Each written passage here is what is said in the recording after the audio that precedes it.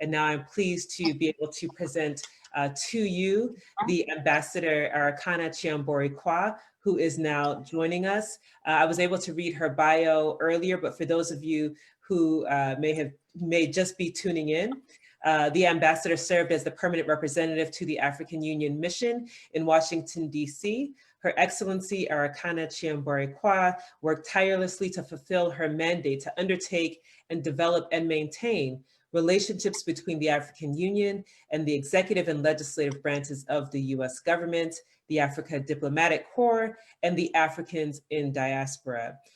She has been a tireless advocate on issues of the African Continental Free Trade Area and really connecting the diaspora to those opportunities. And that includes everyone from small business owners and entrepreneurs to innovators that are looking to align themselves with this chapter in African history. And so it is with a great pleasure that I introduce to all of you, Her Excellency Ambassador Arikana Chihombori-Quao. Thank you, my dear daughter Amara. Thank you, Dr. Olivier, to the other panelists and the guests and the organizers of this wonderful program.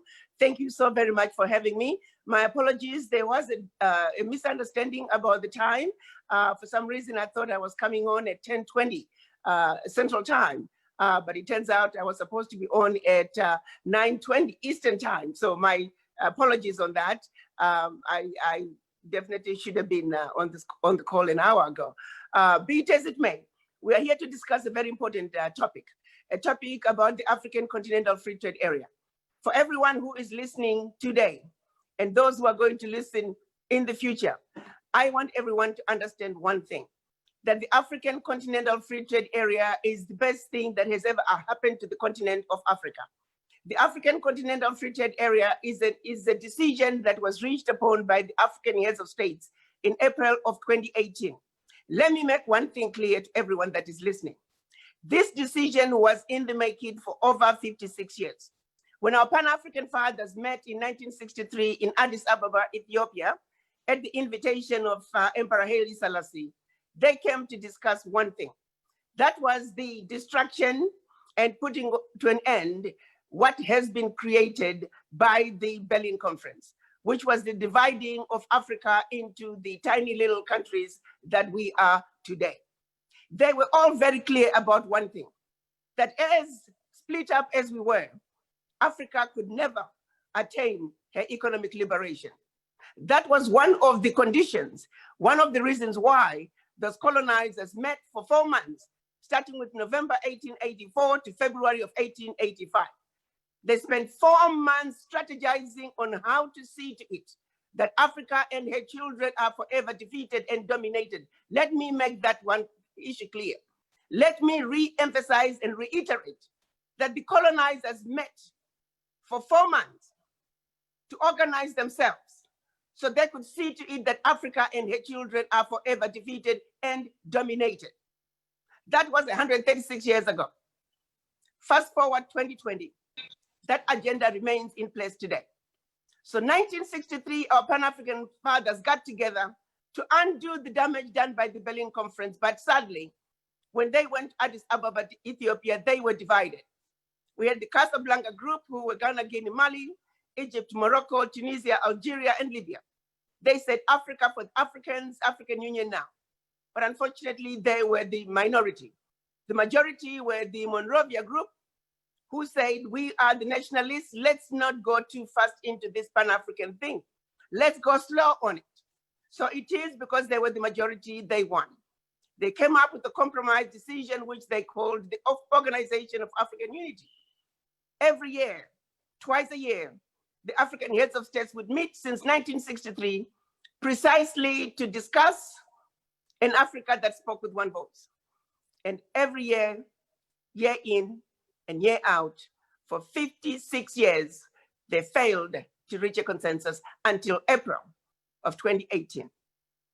April of 2018, the African heads of state say the continued isolation and trading with the world stage as individual little bitty African countries equated to putting a wannabe boxer in the same boxing ring with a heavyweight boxer. That is not going to work. It was a recipe for decision. and unanimously they agreed, better late than ever, and so it is, the African Continental Free Trade Area was born. It is such a monumental decision that is saying the boundaries that have kept us divided, they must be destroyed. That it is insanity of the highest order, that Malawi has to go to the world stage and trade with the United States, that Malawi has to go to the world stage and trade with China and trade with India and trade with EU, that little bitty country, that it is impossible for a business in Malawi to trade with a business in Nigeria because it is very difficult to change your Malawi kwacha to a Nigerian naira. But it is very easy to change your naira and your kwacha to a US dollar or euro. That has got to come to an end. If we are going to grow our economies, if we are going to address the issues of unemployment, over 60% of our youth, if we are going to address the issue of access to healthcare, access to quality education, infrastructure development, we must improve our economies. The way things are today, the cost of doing business is prohibitive. The cost of doing business in any African countries goes against any ability to grow our economies. Goods coming from East Africa to go to Central Africa, my brothers and sisters, they have to go all the way from Kenya down to Cape Town, then up the West Coast, all the way to Cameroon, only to be ferried into Central Africa. It is insanity of the highest order, and it must come to an end. It is precisely what the African heads of state said we must put an end to. So it is the implementation of the African Continental Free Trade Area, which was supposed to begin in July of this year, thanks to COVID, has been moved forward to sometime next year. It is a decision that is going to usher in a new era in the history of the continent. It is a decision that is saying the children of Africa must trade and move freely within their continent. Establish yourself in one country and you can spread like wildfire throughout the continent. Those non-tariff barriers that have been keeping us from trading with each other are in the process of being eliminated. The likes of Prudence are working tirelessly to see to it that the harmonization of policies is a success, that those boundaries are completely eliminated. So when we hit the road running as a united Africa that is going to the world stage as one customs union, we are a powerhouse. Herein lies the problem, my brothers and sisters. And I want you to pay attention to this particular issue very clearly, because this is where you come in as the African diaspora. The Chinese are latecomers to the continent, but they're coming in fast and furious. They have a 100-year agenda for what they would like to do in Africa, how they would like to exploit Africa, how they would like to extract as much as they can out of Africa. They have their 100-year plan, and they're just waiting, ready to move in faster and quadruple their presence in no time. The colonizers, same thing, they are ready, they've been present. What has slowed them down before was if you establish yourself in one country, it takes a long time to get yourself established just in one country. And to move to the next country, you gotta start the process all over again. Well, guess what? With the African Continental Free Trade Area, that is no longer an issue. So they too have their own 100-year plan of how they intend to quadruple their presence. Let me remind some of you that the colonizers, they have been in Africa for centuries, but there has not been any development in Africa. Why? Because they were building the Africa that they wanted, the Africa that was benefiting them, the Africa that said we are only here to extract out of Africa, that the roads and railway lines that we are going to build are only going to be picking up the minerals from one country to the nearest exit point out of that country, from one forest to the nearest exit point to carry the lumber. All the extractive activities, if you follow the roads and railway lines that were built by the colonizers, they were strictly to their benefit. So the colonizers, as it is, their exploitative and extractive agenda for Africa, they too are getting ready to quadruple their presence. The reality on the ground, my fellow African diaspora, is that as we speak, there is not a single African country that has the ability to build an airport. There is not a single African country that has the ability to build a railway line. So for those of yourselves who find complaining about the African heads of states giving contract to the Chinese, guess what? If all the Chinese were to stop going to Africa to build these railway lines, to build these infrastructure developments, Who is going to build them? Because you, my brothers and sisters, are sitting pretty in the United States, are sitting pretty in Europe, and you're sitting here complaining that China built the 600 megawatt plant in such and such a country, that China built such and such a railway in such and such a country. Well, let's suppose the Chinese stop making that railway. Go tell it to the grandmother who is 75 years old, has never had electricity in her life, that electricity is getting ready to come to her village, but you, the diaspora, you don't want it to happen because you don't want the Chinese to build it. Go tell it to the grandpa, 80 years old, who has never had running water, who has never had the tarred road to his village, that he can't help them because you, the diaspora, do not want the Chinese to build it. Does that even make any sense? Until you're prepared to come together, pull your financial resources together, until you're prepared to come together and have and present to the African heads of states a united front of the African diaspora who say, yes, we understand. You are giving the contract to the Chinese and the Europeans because you do not have a choice. They do not have a choice. That is the reality on the ground. You complain that you want development in Africa, but you're not prepared to do what it takes to bring that development to your Africa. My brothers and sisters, I am saying, let's stop behaving like what Albert Einstein defined as insanity. Doing the same things over and over and expecting a different result. How long are we going to continue to complain? How long are we going to continue to call for regime change? Tell me one African country that had a regime change and things have changed. You know why things don't change? I could challenge any of you to be the next president of the next African country. Let me see what change you will bring to that country. None. Why? Because the basics, the fundamental problems to do with Africa's ability to develop our economies have never been addressed. And that is precisely what the African Continental Free Trade Area is saying. AFCFTA is saying insanity no more. The only way to bring sustainable change to Africa is when Africa speaks with one voice. The only other missing ingredient that is needed for the African Continental Free Trade Area to succeed are the children of Africa in the diaspora, and that is you and I. The brain drain of many years that started over 400 years ago has never been reversed. Those who were taken as slaves out of Africa and those who left Africa in search of greener pastures, we are all sitting pretty right here in the diaspora. We're surrounded by other diaspora who understand the importance of working together. Here in the United States, ask for the voices of the Chinese diaspora loud and clear. 30 years ago, Chinese diaspora asked the question, what can we do for China? They did not ask, what can China do for us? And yet we, African diaspora, we're sitting back and expecting somehow magic to just happen in Africa on its own so we can waltz away back to the continent that is now built by who? You want quality healthcare in Africa, who is going to build it? There are more Ghanaian doctors in New York City than in Ghana. There are more Nigerian doctors in Los Angeles than in the country of Nigeria. The same is true in every country, in every sector. My brothers and sisters, if you hear me for anything else, I want you to hear me for that. We are not going to magically develop healthcare in Africa. The doctors are just not there. We are not going to magically develop education in Africa. The educators are just not there. The engineers are just not there. They are here in the diaspora, and that is you and I. Ask for the voices of the Indian diaspora in this country, loud and clear.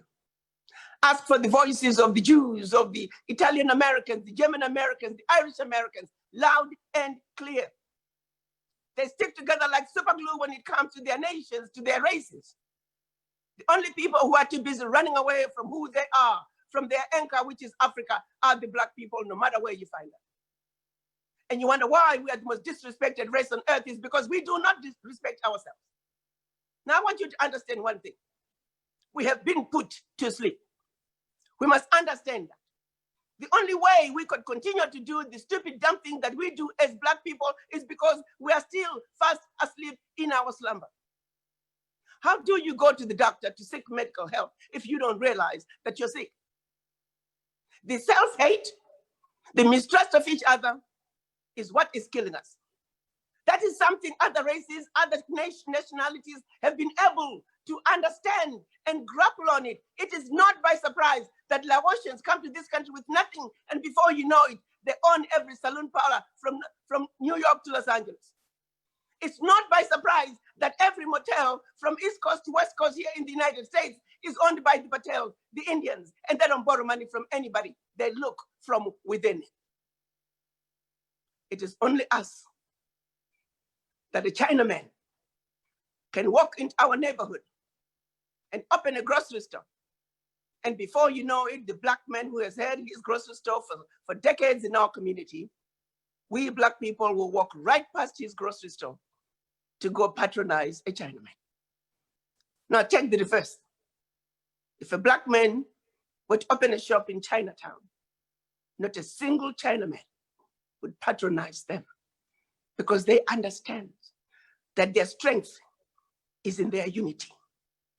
My brothers and sisters, I ask you one question. Why is it so difficult for us to believe in ourselves and in each other?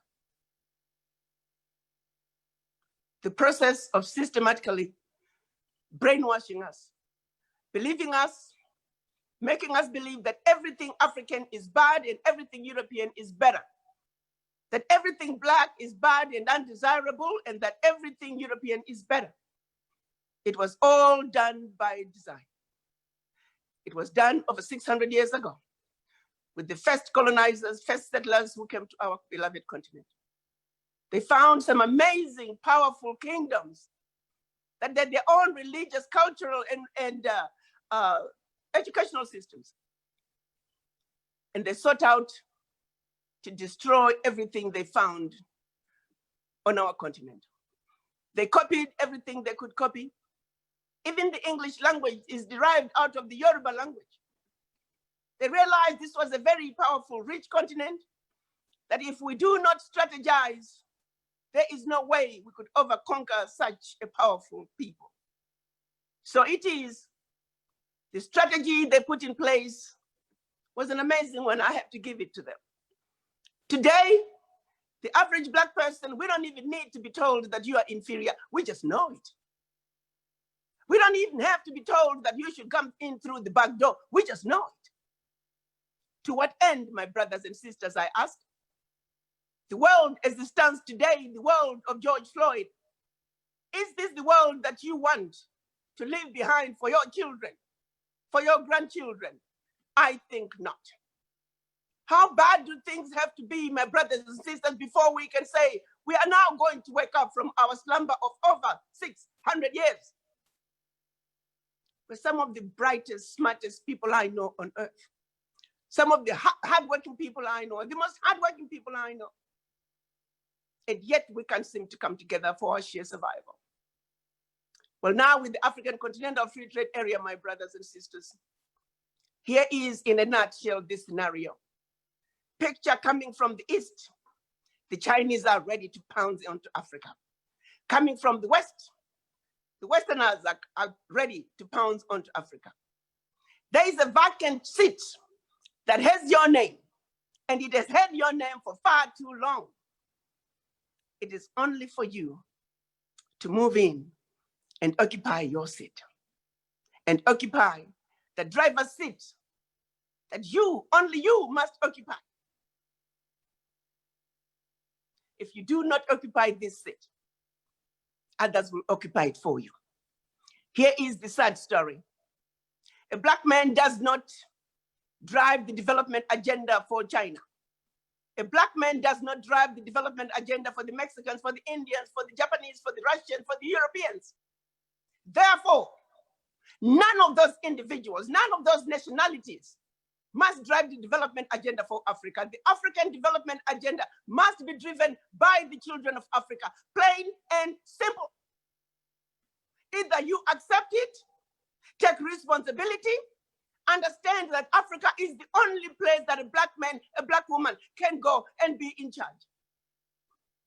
Contracts are going to be issued. Contracts for us to give Black people an opportunity to build generational wealth. an opportunity that has never been given to any Black people on earth.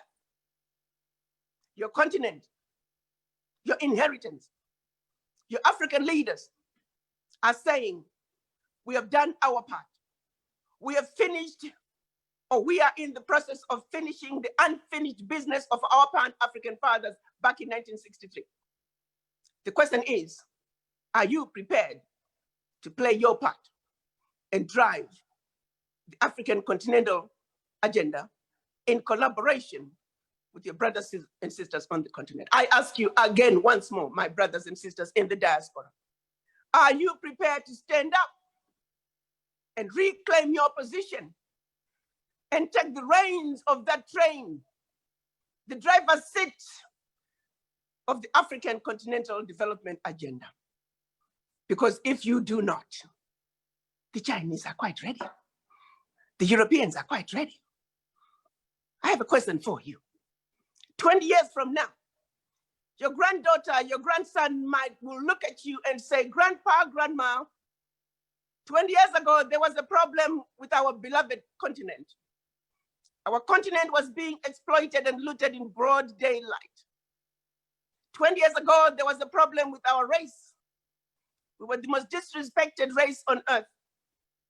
Grandma, Grandpa, what did you do?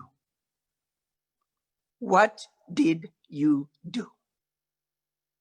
I hope you're prepared to answer that question. I hope you would be able to sit down your grandchildren and say, sit down, granddaughter, sit down, grandson.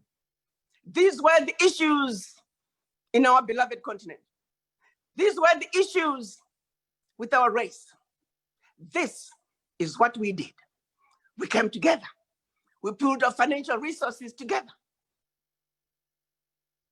And we went home to Africa. This is what we did. While we may not have won this fight, this is where we are. This is where we are living off. And granddaughter, grandson, this is where you pick up. And you will have to continue the struggle. Because the struggle for true African liberation depends on our financial economic liberation. Those who sought out to exploit us, you know, they're just not going to give that up easily. It ain't going to be easy. But I can tell you, my brothers and sisters, united, speaking with one voice, one mind, one spirit, one heart, and one destination, we can win this struggle. We will take our Africa to a rightful place on the world stage. A luta continua. I thank you.